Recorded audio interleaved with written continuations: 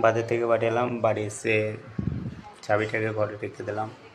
তো চাবিটা রাখার পর রান্নাঘরে খাবারের জন্য গেলাম।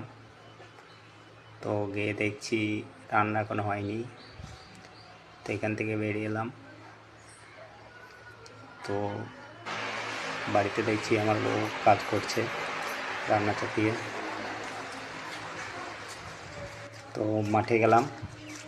তো মাঠে গিয়ে দেখছি জমিতে অনেক পেয়ারা হয়েছে গাছে। তো পেয়ারা পারলাম, 2-3টে পেয়ারা খেয়ে নিলাম।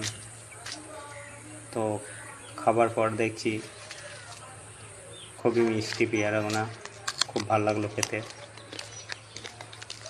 তো ওখান থেকে বাড়ি এসে দেখি গাড়িতে অনেক নোংরা লেগে গিয়েছে। তো গাড়িটাকে ধুলাম, ধোয়ার পর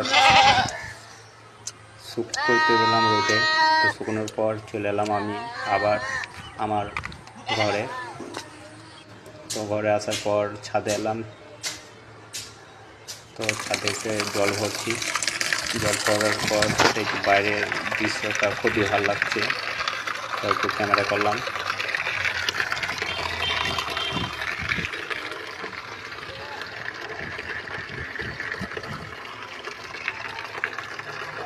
তারপরে রেখে দিয়ে